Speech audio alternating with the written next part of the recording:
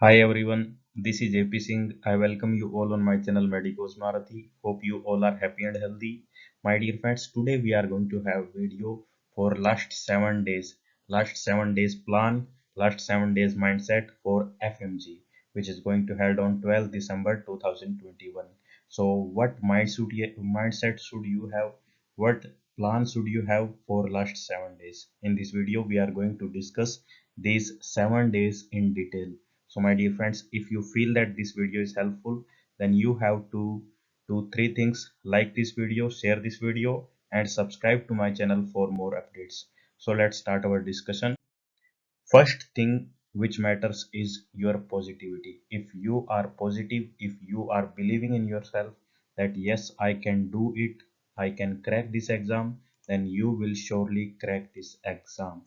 First matters your positivity, then matters your focus, how focused you are, what you are doing from last 1 month. Okay, 1 month, or you can say last 10 days. Okay, so everything depends on your positivity. If you are punctual to your schedule that yes, I am studying and I will crack this exam, then you will surely crack this exam. You have to stay brave, stay strong, you will surely win this race. Miracles happen every day. Change your perception of what a miracle is and you will see them all around you. So if you want to see miracle, then you have to believe in it. If you are believing that yes, then the miracle will surely happen. So first thing is positivity, second thing is how focused you are with your preparation. Last के 30 दिन में क्या किया या फिर last के 1 साल में क्या किया, वो मैटर नहीं करता है. अब लास्ट के 7 दिन बचे हैं. ओके, लास्ट के 7 डेज पेंडिंग है. तो इस लास्ट के 7 डेज में आपका प्लान क्या होना चाहिए? ऐसा प्लान होना चाहिए कि आपका एग्जाम जो है उसको आप इजीली क्रैक कर सको. ठीक है. और इस एग्जाम में जो मेन जो स्ट्रेंथ होती है वो 4 सब्जेक्ट की होती है. ठीक है. अगर वो सब्जेक्ट्स आपके टिप्स पर हैं तो आप इस एग्जाम को क्या है, इजीली क्रैक कर सकते हो. इतना स्कोर आपका आ सकता है कि आपको क्या है, इसका लाइसेंस मिल जाएगा. आपकी क्वालिफिकेशन जो होगी, you will be counted as qualified candidate. So last के जो 7 डेज है उसमें पहला जो दिन है वो है कल का, that is 6 December. And you have to choose medicine for tomorrow, medicine and ops gynae. Okay, medicine और ऑप्स गाइनी के जो शॉर्ट नोट्स आपके हैं, अगर नहीं है तो you must have these short notes. Okay, short notes short notes के अकॉर्डिंग मेडिसिन और ऑप्स गाइनी को क्या है, हमें कवर करना है. ऑप्स गाइनी ये दोनों सब्जेक्ट्स को कवर करने के साथ साथ what is the key thing you must do, you must practice PYQs. PYQs कितने साल के करें?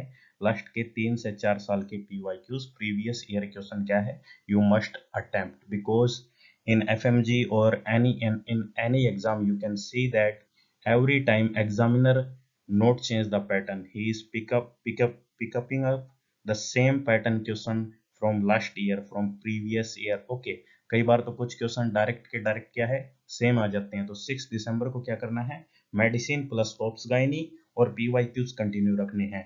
7 दिसंबर को क्या करना है, मेडिसिन. ओके, मेडिसिन को हम कितने दिन देंगे, 2 डेज. ओके, 2 डेज मेडिसिन, और 7 दिसंबर को उसके साथ में क्या करना है, PSM. और PYQs क्या है, हमें करने ही करने हैं. So PYQs it is a must to do thing वाली क्या है, PYQs है. 8 दिसंबर को हमें क्या करना है, सर्जरी, प्लस इसके साथ PYQs लास्ट के 3-4 ईयर्स के. ठीक है. और 9 दिसंबर को short notes of all remaining subjects.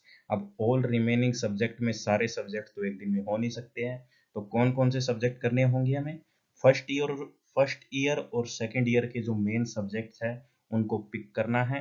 और उनके जो शॉर्ट नोट्स हैं जिनको आप रिवाइज कर सकते हैं 2 से 3 घंटे में.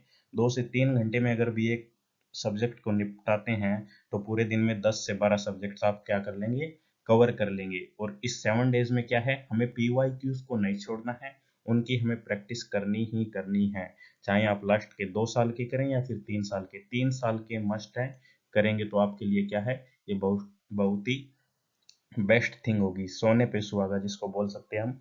सो PYQs तो करने ही है. अब 10 दिसंबर को क्या करना है, इमेजेस, जितनी भी इमेजेस है अब इमेजेस कैसे करें? If you are seriously preparing for this exam then you must have PDFs of all 19 subject. 19 subjects है, उनकी एक पीडीएफ होनी चाहिए जिनके अंदर 19 सब्जेक्ट की अलग अलग क्या है, इमेजेस होनी चाहिए। अगर ये 19 सब्जेक्ट्स की इमेजेस वाली पीडीएफ आपके पास है then you can revise all images within 1 to 2 hours। Plus instruments जितने भी हैं और क्लिनिकल अप्रोच, क्लिनिकल कंडीशन जो भी है उनके साथ आपको क्या करना है, माइक्रोबायो, फार्मा, बायोकेमिस्ट्री, ये 3 सब्जेक्ट है। ये 3 सब्जेक्ट क्या है, इसमें कुछ रट्टा मारने वाली चीजें हैं, ठीक है। तो उन चीजों को क्या करना है, अभी हमें क्या है इस टाइम में उनको क्या है, लास्ट के 2 दिन में हमें क्या करना है, उनको रिवाइज करना है, प्लस जितने भी मार्कर्स हैं, ठीक है।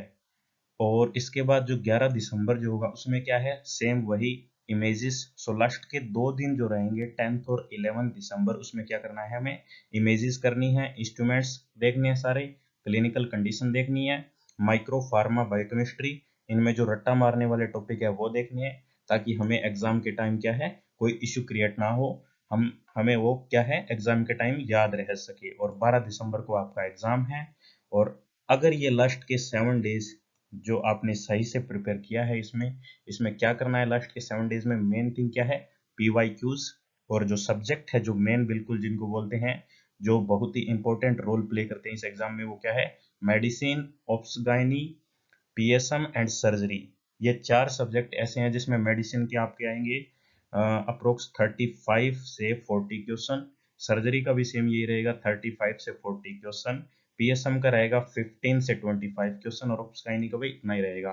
टोटल ये क्वेश्चन हो जाएंगे लगभग आपके 160 की आसपास। ओके, अगर 160 में से 140 क्वेश्चंस भी आपके इन सब्जेक्ट के सही होते हैं then you are near to crack this exam, you will be counted as a qualified. बस आपको कितने क्वेश्चन और सही करने हैं, 10 क्वेश्चन और सही करने हैं। वो 10 क्वेश्चन आप कैसे सही कर सकते हैं, जो अगर आपका जो फर्स्ट ईयर और सेकंड ईयर के सब्जेक्ट्स हैं उन पर आपकी पकड़ अच्छी है और आपने लास्ट के 3 से 4 साल के पेपर्स हैं उनकी प्रैक्टिस कर रखी है, तो आप श्योरली 10 क्वेश्चन तो अप्रोक्सीमेटली सही कर ही सकते हैं। टोटल 150 जैसे ही आपके सही हो जाएंगे you will B qualified.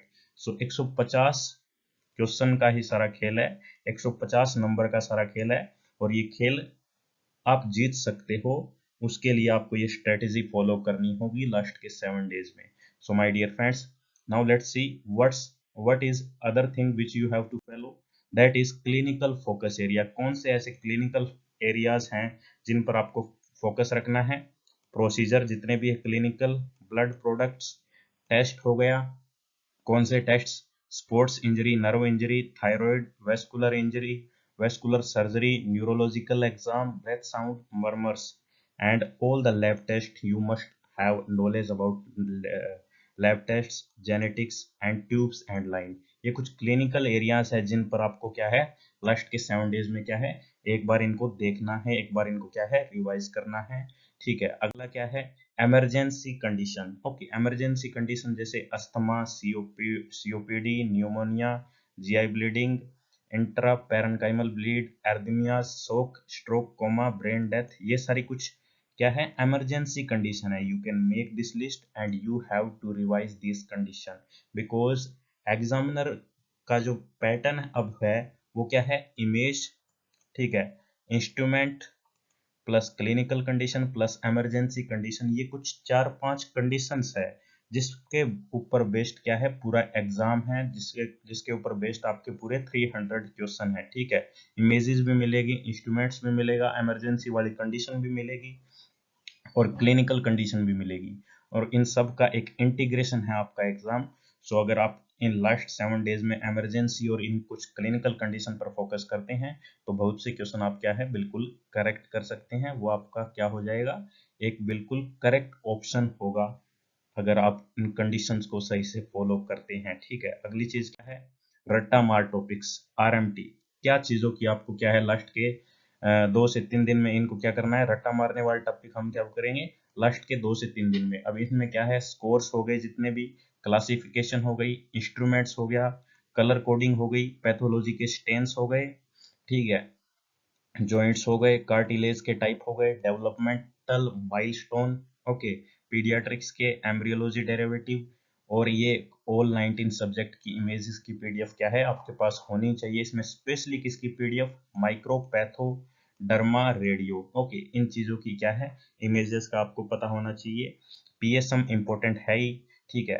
PSM में क्या क्या आपको ध्यान में रखना है, इसके ग्राफ्स और फॉर्मूलाज। पीएसएम के क्या है फॉर्मूलाज, फार्मा और माइक्रो का क्या है एक ओवरव्यू आपको लेना होगा, क्योंकि इसमें क्या है बहुत से टॉपिक ऐसे हैं जिनका रट्टा मारने की हमें जरूरत है, ठीक है। और ECG, BMW, okay, STI kits, IHC, genes and cytokines. So ये कुछ 3 कंडीशन है, इमरजेंसी कंडीशन, रट्टा मारने वाले टॉपिक, और क्लिनिकल कंडीशंस। सो ये कुछ कंडीशन है जो आपके बहुत से क्वेश्चन क्या है सही करवा सकती है, ठीक है। What is next?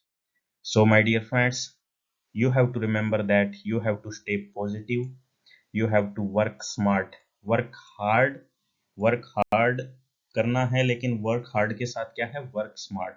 अगर स्मार्टली वर्क करोगे तो हार्ड वर्क अपने आप हो जाएगा वो, ठीक है, and you can make it happen.